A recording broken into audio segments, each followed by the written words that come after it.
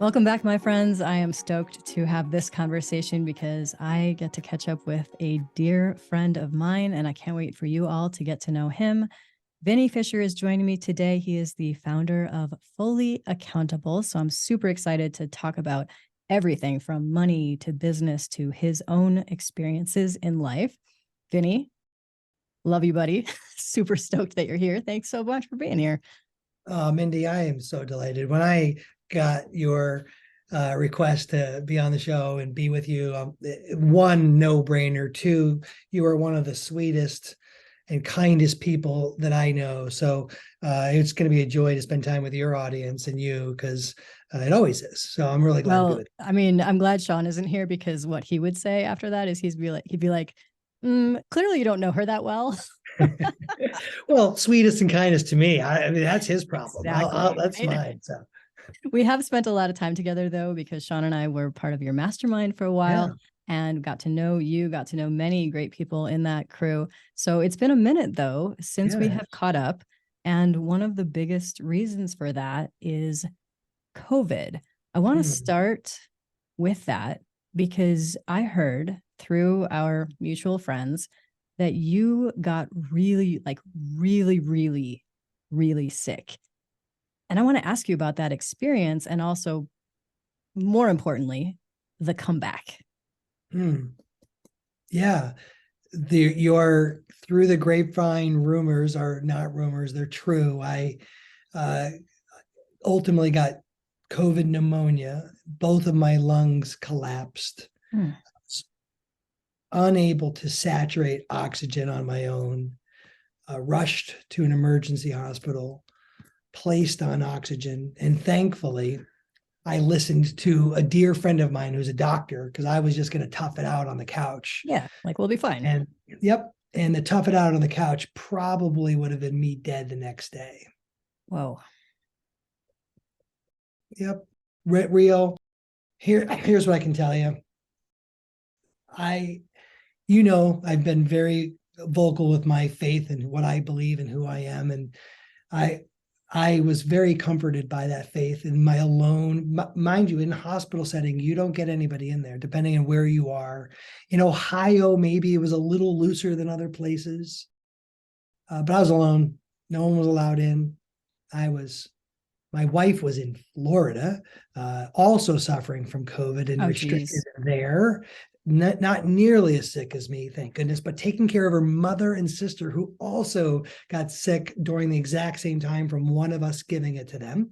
And they're on their girls' trip, and we're all limping bad. I'm thinking my sister-in-law is going to die. No one knows that I'm about to go to the hospital. I'm not saturating oxygen. And one of the most loving things happened to me in the hospital. I felt the presence of God. And he said to me, I'm just getting emotional, think about it, but when I die, the people who love me will miss me. And it actually was so comforting. But then did you not know that before, or did you not realize? You know how you you sit and you wonder about things like that, and like, have I done enough? Like, what will people think about me? Or, in my life, I was raised, my name, the Fisher name, was a name of shame before we generationally changed that. And so I would always battle truths and lies, and some of the, not truths, but I would battle truth, but I would battle lies in my head of shame and effectiveness, and my identity was placed in my success, and all the wounds of, did I do enough to have I done enough to be a man, and have I done enough to be a man who's influential in the people and the lives that I've had the privilege to impact? And so all that junk is always, the answer is yes, Vinny, obviously. Yeah. And so what actually I took great comfort there's an answer that people do love me, and those people will miss me. And I'm very thankful for that. And so that was huge. Now, things have changed in my life. 6 months it took for my lungs to uncollapse. Gosh, half a year. Yeah. And so even to this day, my breathing is a little different because I have scarring in my lungs. Yeah. And so it's a thorn I carry in my side. For the first year, it was all about recovery. It was like, and am so thankful that I have two business partners and some organizational throughput. And I've eaten my own dog food over the years and built organizations that are bigger than my shadow.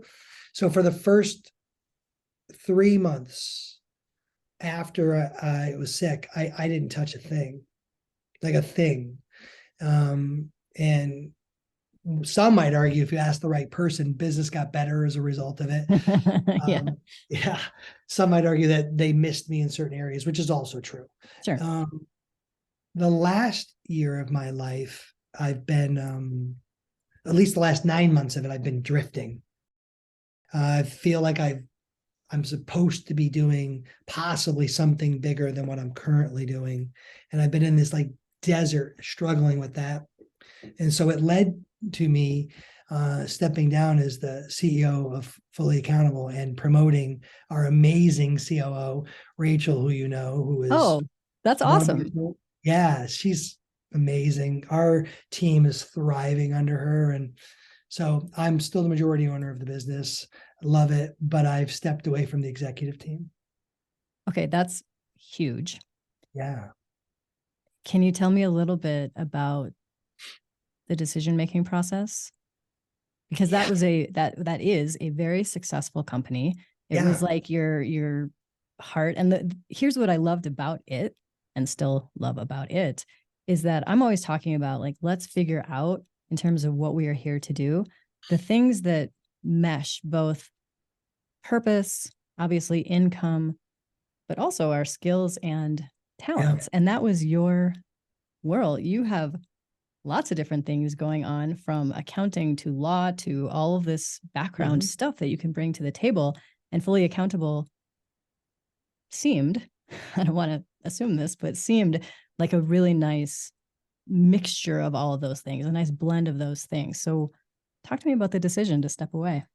Yeah. So, I built Fully because it solved the problem. And, I'm a growth strategist and really have learned to really develop team and leads. So I love leadership development. The actual sub discipline of what Fully Accountable does, which is all things accounting and fractional, that's not a discipline of mine, but I knew the importance to building and growing and then ultimately scaling 7 and 8 figure businesses. You needed to have a robust back office. Well, those in my world, I never had one of those. That's why I kept breaking all these big things I was building. Well, I went out and fixed that problem. Here's what happened. Here we are in our right now in where we are. We're in 9-year anniversary. And let's dial the tape back a few months here. And during this phase of struggling, and what's the next season of life for Vinny look like? I realized I needed to first separate executive job from ownership. So I still own it, Fully Accountable. I still have 2 other operating organizations that I'm also an owner and the chairman of the board in. I'm good at leading the leadership team, right? So I have responsibilities. I realized here that there were executive team members, specifically one in Rachel, who, with introducing someone new, it's invigorated the team. It's instituted new ideas, even if they're around. It's given new energy. And then, for me, it's removed a category of day-to-day responsibilities that are allowing me to think bigger about some of the next seasons of the life that I'm believe that I'm being called to live. And that's all leadership development and growth strategy. So we'll see over the coming months where, I'll add more companies probably to my investment portfolio. You don't stop the entrepreneur from being the entrepreneur. Yeah, I was like, I would be shocked if. Yeah, I don't see that stopping. And so, in time, money and resources will get invested into that category, and we'll look like our own family back office, private equity, and then a lot of growth strategy stuff into those business ideas. And then my side hustle, to the extent that I'm, going to have a side hustle, is all about leadership development. I'm really passionate to realize that intergenerational relationships. One of the things that, because of shame, I didn't do really well was look to mentors to help me. I kind of had this chip on my shoulder to do it all by myself, which is why you saw me in Mastermind and give back something that I didn't go out and seek. And so I just see that young people, and especially when the world shut down with COVID, and my own personal experience with COVID, more and more intergenerational relationships are so important. And we don't value it in North America as other places do, like Asia and other places. And I'm on a personal one-man mission to see if we can change that. Nice. Well, I mean, that's amazing and also huge. And I think you are up to the task. So that sounds perfect for, Yeah. the next Yeah, ventures. the next iteration of that. That's right. Yeah. Right. So back just to finish the story, my lungs are mostly good. Um, I will run out of breath still, which Mm. is it's a humbling reminder of Just just like how life. close I was to tasting death. And so it does bring a lot of perspective. I value my marriage and my how I am as a dad, but I've even taken it to a whole nother level of being intentional with my time. So I'm really thankful for another level of wake up call that I think was important in my life. Yeah, for sure. Now, Vinny, you've had a lot of like really significant successes. Mhm. And it's always fun and interesting to like talk about those and hear about those and whatever. But I'm also very interested in some of the not so great successes. Let's Yeah. call them whatever you want to call them. I don't really use the word failure because I don't think of it as that, but like things that did not work out. Let's say that. Yeah. Yeah, What would be I'm okay with failure as long as it's not a destination point, right? that? I Yeah, like, that works. yeah, I'm okay with those words because it just is the sobering reality that something didn't work, right? This didn't work. Like you, I'm scared of the word failure in the sense that people anchor there and get an identity there, and I don't want that. Well, that's it exactly. The identity. Like I am a failure versus like that thing failed. Yeah, that's right. Yep, that's right. So And so you and I are obviously twinsies on that one. And so I've had a couple classic ones. My first book that I wrote, The Best Investment, A Better You, which if anybody wants that stuff, we'll give it away and they can have it in the show notes. We'll just do fully accountable / gift. cool. And we'll give it all away to everybody. But anything I mention, it's mine. You can have. All you got to do is let me extort you with your email, and you can have the rest of it for free. Yes. Thank We'll you mail in it to you. advance. We'll give it to you. We don't really hide things behind paywalls. But I broke a 9-figure company, and in my arrogance, I was looking to compete and become the next player in the email service provider space. And I built a web hosting company and was competing with GoDaddy for signups to really build up a footprint to be able to and control my own IP addresses. And so phase one of that was working quite well. We were getting signups like crazy and shared hosting. Phase two didn't happen. One, because we had a partner problem.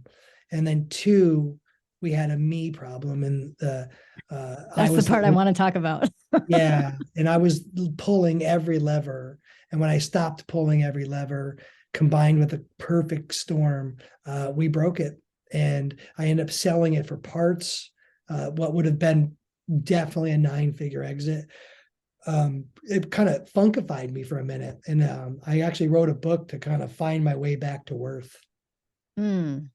Okay, this is so resonant with all the things that I talk about on this show because there are so many people out there that associate their own personal worth to their net worth or Yeah. the success out there. It's like, oh, Hey, so here's what I want to get to with you because this is exactly like I didn't even know all the details, but I knew it was in there.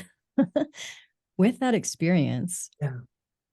what was it that helped you personally like get past that? And you said the book, but maybe give us a Yeah, little hint about before the what. book, like it was a bleeding out, right? It bled out of me. But so the book is just the final byproduct of what bled out of me. And, I had to go. I used to say that the control system of your life was your head. And I changed in this process that the control system of your life is your heart. The playing field is your head. And why we got to take captive our thoughts is all kinds of things are rolling around there that aren't true and limiting beliefs and lies. Well, in the discovery of my control center in my heart, I found all kinds of wounds that were just built around this lie mechanisms of things I told myself. And so I went through the work of discovering those things, breaking those things, getting healed from that stuff. It was that journey, honestly, that led to healing. Like I didn't see the value that I had. It was the first time I'd really skinned my, well, I take that back. The first time I skinned my knee in front of Debbi, my cheerleader, was when I got sued by the government and assets frozen and security teams and all this stuff. That wasn't a good day. No. But this one surprisingly was worse, because I got us within 30 grand of broke, and because our money was all tied up in all kinds of awful stuff with secure bank processing and adequate assurances from the bank. And so we had enough cash to solve our problem if the bank didn't hold it all. Right. And it was in those moments that I just thought, wow, I just blew my only shot at success. And maybe I'm not as good at this as I believed and arrogantly thought I was. And so I just started buying in all those lies and all those traps. And I started these limiting beliefs that I was a one-hit wonder and that I'm only as good as the stuff I did, and only people liked or wanted to be around me because it was successful. And I just started spiraling, like my dadship, my husbandhood. Like I was in a full spiral funk for, it probably felt like years, but it was a solid 9 to 12 months.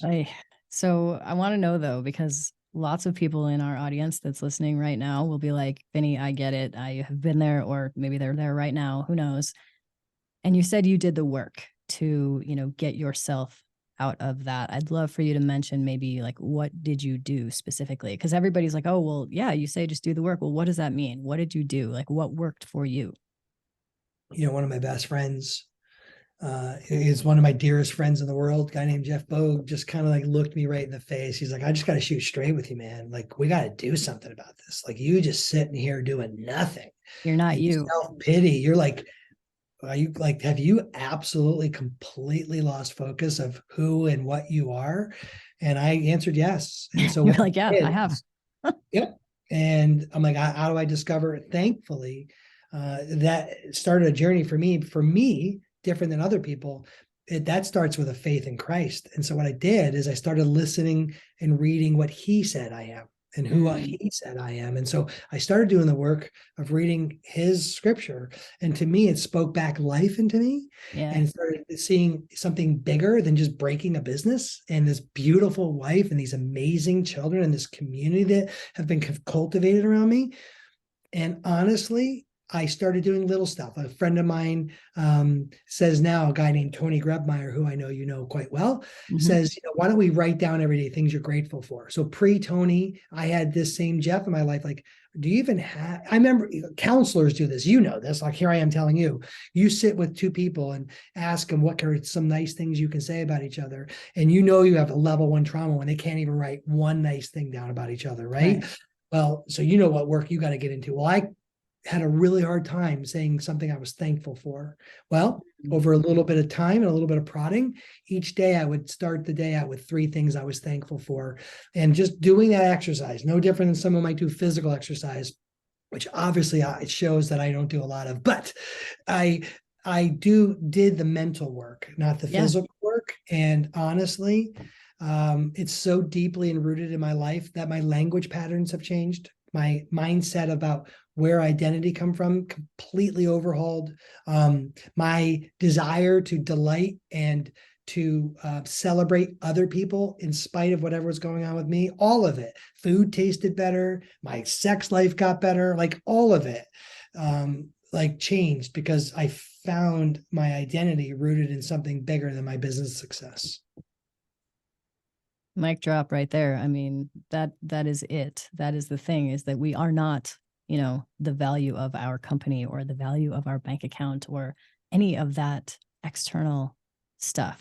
So Vinny, don't get me wrong. I certainly missed having the money we had built up, and I missed the fun that came along with that. But I will tell you, I was sitting with that same dear friend, and I told him, I said, Jeff, I would go through that again if it produced the result it produced in me now, because I'm a way better husband. The trajectory of our family changed as a father. This is, 12 years ago now. And I made massive changes in my life.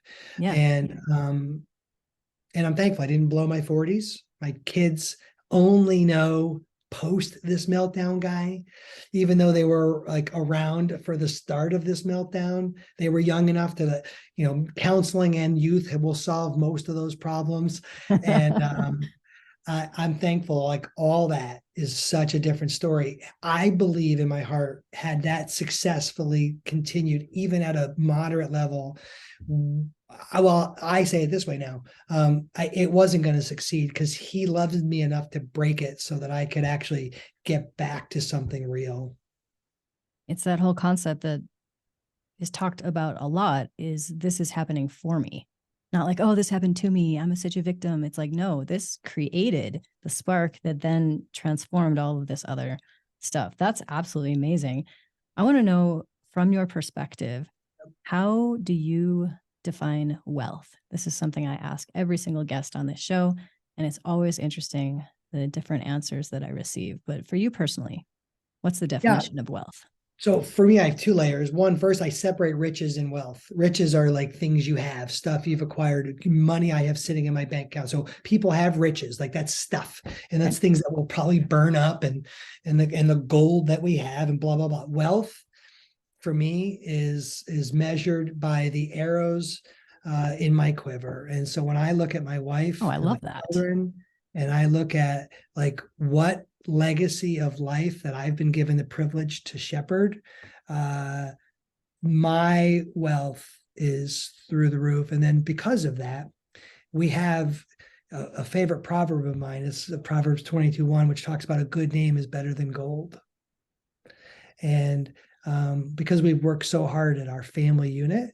Well, can you talk a little bit about this name thing? I don't know the background of this negativity.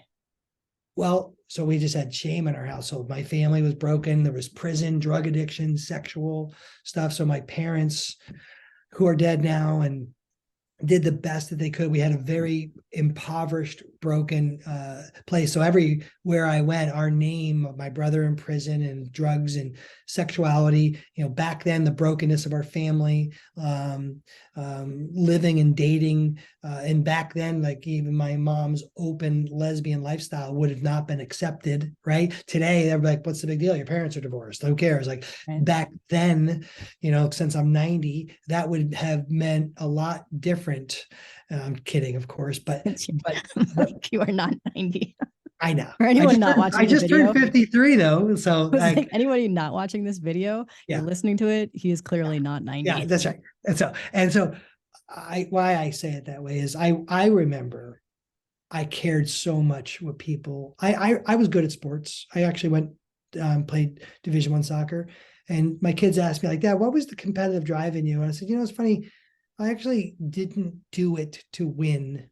I did it for the accolades. I wanted actually to hear some nice things said about me, because I used to walk into rooms, and when you walk in a room and it gets quiet and people are, they're talking about you. Well, I'm used to that in leadership, right? The CEO walks in the room or whoever, and people are talking about you, and there's a sign of respect if you hear that with health. Well, those rooms I would walk into, it was mostly gossip and shame and brokenness. And so I had made a lot of decisions in my life about who I was and what I was or what I wasn't. And I set out to overcome those through accomplishment. That's huge. So I have another question that I ask every guest, and I'm going to walk you through it because there's 4 parts to it. It's based on the acronym HERB, HERB. And really the intention of asking these different things is to get a little bit of insight into, again, how you do the things that you do. Like, what are the building blocks that have helped you create, what you have created? So the H in HERB stands for habits. What are some of your habits on a daily or weekly basis that just really help you stay as productive, positive, successful, whatever, all of that stuff? The first 2 hours of every day are mine. I don't give them to Love anybody else. I don't give them to my wife. I don't give them to my kids. First 2 hours a day are mine. I read. I spend time in devotion. quietness and meditation, right? Mindfulness stuff. And then, of course, physical exercise. I have come to love yoga for its flexibility. And then in the yoga time will be some music, but those 2 hours are mine. I don't give them to anybody else. And I will fight like a ferocious mom for those 2 hours. I believe it. I believe it. Because they're so valuable. They Yeah. set the tone of the rest of my day. So now, is that every day, 5 days a week? every day, every day. Every day. And the only day where it may not play out like 2 hours would be Sunday because of church. But how that plays out is I'll get at least an hour and change, but I'm usually wrangling people to wake them up. And so it's disrupting me a little bit. Yeah. But other than that day, we've developed our environment such that Deb handles most morning family responsibilities because I guard that time for myself. That's awesome. Are there any other habits that really impact your, just overall well-being? Yeah, Ryan Moran gave me great advice once, and he gave me a stat first. He said that that 7% of our time is spent in natural conditions. And I'm like, what do you mean by that? He goes, let me say it a better way. 93% of your life is going to be spent in artificial conditions. You can do something about that. And I actually now go for a walk. And so when I'm like in the middle of my day, I don't care. I live in Ohio, so this January version of this could be tough. Right. My offices are right on the edge of a park. I own even part of the park in the sense of where our yard is. I get out, go for a walk around there and clear my head. And I don't even turn on anything, nothing. Nice. With quiet birds chirping, maybe I'll hear the noon whistle. We have one of those in our town. And I just go for a walk and get out in nature. That is a big deal. Huge. I agree. Huge. I absolutely love that. Something newer in a habit that I do is I say something encouraging to each one of my family members every day. Oh, I love that. That's so nice and like so valuable. Just acknowledging, paying attention, taking the time to think about it and be like, oh, hey. Yeah, I've been gifted with like being an encourager. And so I realized that I was not being generous by withholding those words. And so I with intentionality, whether if I'm out of town, it's a text, or on the phone talking, or live in person, I try not to leave a day without saying something of encouragement to each of the 6-pack. Yeah, that's so. By the way, I said 6-pack for a reason, because I'm one of those people. I discovered in this whole process. You got to say to yourself, I was awful to myself. How I would never treat anyone on the planet the way I used to treat myself. I believe it. So yeah, those are my habits. Huge. I can't be one of those people that promises a physical routine. I'd like that to be a normal habit, and I'm working on it, but I'm not one of those do something 75 times really hard or anything else. Like, no, me neither. I just haven't been there, but all the stuff around my mind and my heart and that work, I'm very intentional about it. Yeah, that's awesome. So the E in herb stands for environment. How do you set up your space, whether it's your home, your office, your car? What types of things do you have or not have in your space to just allow you to maintain focus, productivity, etc.? I've learned the privilege of saying no. Early on, boundaries, baby. Well, no was a really hard word for me. Because I just thought I was rejecting people with no. So my first entry into no was not right now. Okay. And then eventually no became a privilege that allowed me to be able to. So I've learned to block my time. So what I do is like my calendar, I block it with the pieces of time that I need. So my environment in the morning of those 2 hours, and then I have an hour and a half window where someone can place me on their our media team can place me on a podcast, get me on an interview. And then I have slotted times for lunch. So like I eat with my adult children. There's things I remember, I preserve my morning, so I don't do breakfast with people. Yeah. And so then I have lunchtime there. And then in the afternoon, I will have my executive leadership stuff, even though that's now substantially reduced since I've stepped down in my role. And then I block a time for reading. I read every day. Ooh, nice. I read every day. And good. So I probably burn book or two a week, but I read every day. I'm one of the most well-read people I'm familiar with. I read every day. I would challenge you on that because I am one of the most well-read people that I know. That's awesome. Good for you. I love I it. don't know who reads I more because I also read every day. I love it. I am devouring books, not because I'm always constantly, but I think I think we should always be in learning mode. And I 100%. love to learn and see and gain perspective from other people's written words. And I like to listen to it too. And that's all good. So I guard actually every one of my days. And then at night, it's free for all. When I get home, I put my phone away as best as I can, and I'm with the crew. And so Nice. I then also guard my nights. I have a 2-night rule. I'm not gone more than 2 nights without my family if I can, unless there's some real reason. And then I have learned, because even though I have FOMO, I'm learning not to go on trips I don't need to go on. That's so good. It's a lot of like time and energy oftentimes. I So, love to be around people though. I know you do. You're an extrovert, and I'm Oh like, my gosh, I get energy from being around people. So when I say to someone, go get a walk, that might sound like solitary confinement for someone like me. to me, it feels like freedom. It's the best thing Yeah. ever. You and I are so opposite in that Yeah, way. I get my energy from being with people. I do not recoup being alone. Now I've learned the difference between um, isolation and solitude. In Huge solitude, I distinction. have learned the privilege of my thoughts and hearing and talking to myself. In isolation is I got to guard against that, because that's where lies and limiting beliefs. And so I do need to be around bigger thinkers when I feel like isolation and not solitude. Yeah, I like that distinction. Isolation is like aloneness, and the Yeah. truth is we're never really alone. And then solitude is like we're with ourselves. Yeah. Which those of us who are introverts were like, duh, guys. Yeah, Like, how my do you oldest, my firstborn Sophia, and my wife both get energy from solitude. Yeah, me They too. love it. And And so they look at you like you're out of your mind. Like, well, what? me and Vinny? my youngest they think we're freaks, right? Yes. And hey, someone has to be the awesome one in the family, and then everyone Okay. else Okay. is. Okay. Okay. Let's move on to the R. And you actually started to talk about it. So I want to go more in depth. R stands for resources. Resources could be books, programs, groups, whatever, any type of resource. But I would love, especially because you are such an avid reader, what are some of like the top books? I mean, because I know we could talk about we could do a whole show just on books that we've read. Yeah, but it's I funny want like the creme de books la roll. creme. Yeah, they roll through my head in seasons, right? And so Okay, so what are some of the like if people, let's say, here's how I'm going to pose this question to you. If somebody is listening right now and maybe they're not a big reader like we are, and they're like, okay, Vinny, like give me like a couple, like 2 to 3 like absolutely must read books, what would those be? yeah, so it's all age and stage of life different for me, but because I can think of 5 that have just popped into my Easily, head. I know. And so we could go to 10 or 20.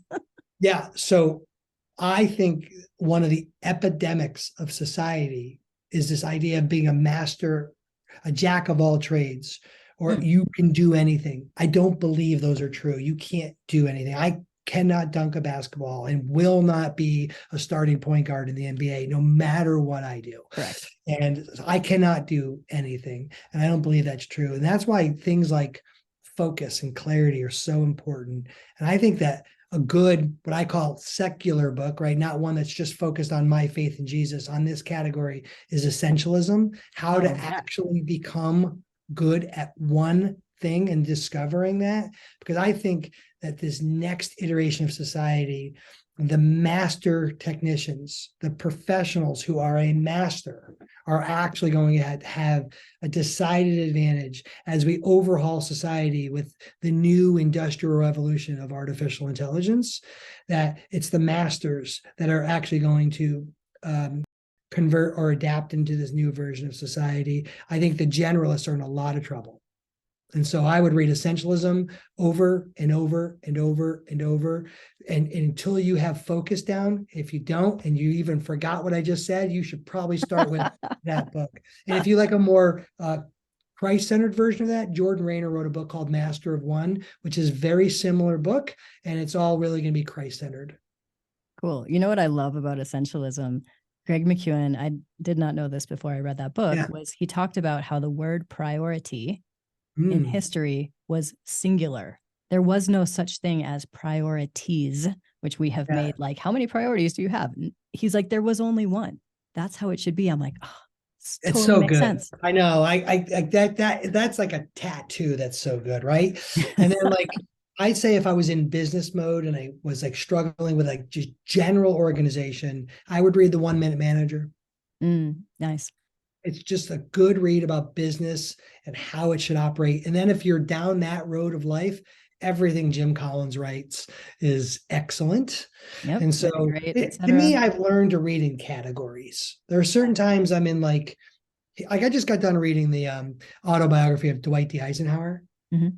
and people are sleeping on him, and he didn't get enough credit as a president. And so it was really quite good read. But then I'll read something super thick, like Competitive Advantage by Michael Porter, because I'm a business strategist. So I'm always thinking about like, what am I doing to fully accountable to continue to dig the moat around our company? And so I encourage people to read depending on the season you're in. Like if you're blowing something up right now and it's painful and you got to let a bunch of people go, I would probably read Stu Horowitz's book, The Art of the Hard Thing About Hard Things, Yeah, that was brutal. specifically the chapter on being a wartime CEO, because you're in a wartime. And like, I don't think any book for me, except for the Bible, has it all right. But every book that's good has a principle or two that you Totally. can gain from it. And so, yeah, I keep going, buddy. I can name books. I I know. think I know. we've That's why I was like given two your or audience three. enough there, so that's good. Two or three. Yeah, that's awesome. To wrap up our acronym, the B in HERB stands for beliefs. So, of course, you've mentioned your Christian faith. And I want to know that in addition to just any general beliefs, like what are the ways in which you see the world that have specifically contributed to the success that you've had, to the well-being, both mentally and physically, that you cultivate in yourself, all of those things? What are your beliefs that create your reality? Yeah, I'm thankful to have embraced the faith in Christ, and because of that, his two core instructions to me stick out constantly in the world, and that's to love Him with all my heart, soul, mind, and strength, and to love everyone else, my neighbor, as the way I want to be loved. And I think the more that I see people through the lens as a loving child of our living God, I have more capacity to love them. And then, in spite of myself, celebrate them, love them, regardless of the things that are going on to me. And so, my reality keeps getting shaped constantly by the love that I constantly receive in this world. It is amazing if I just stop and think about, with all the awful stuff and almost dying and almost this and then all breaking this and then running out of cash for that and then this person firing us and then this thing, I am thankful that love is pure, love is kind, and love never keeps a record of wrongs. Yeah, that's beautiful. So I want to tell people a little story just to tell people who you are. I asked you, this was years ago. I reached out to you and I said, "Hey, Vinny, I'm doing this big online summit. I would love for you to be a sponsor. And as a sponsor, you can do a commercial. So you can film something or just give me the information about Fully Accountable so that then I can promote that to all of these thousands of people that are on the summit." Now, I had asked many, many people to be sponsors, and most of them were very like accepting and said, yes, like we'd be happy to do that. But here's what you did. What you did was you sent me your commercial. I don't even think you mentioned Fully Accountable, because what you did was you talked about me, Mm. which I watched that and I'm like, Vinny, I mean, it's like making me tear up a little bit right now, because I'm like, this is supposed to be about you. And you turned it around and you were like, let me tell you how awesome Mindie is. I'm like, what?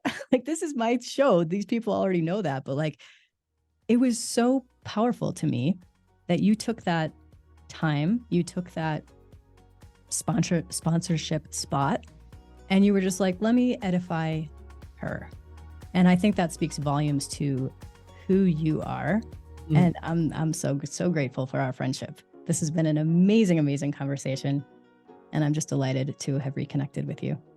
Well, thanks for those kind words. I accept all those. I remember it like it was yesterday, and I love you to pieces.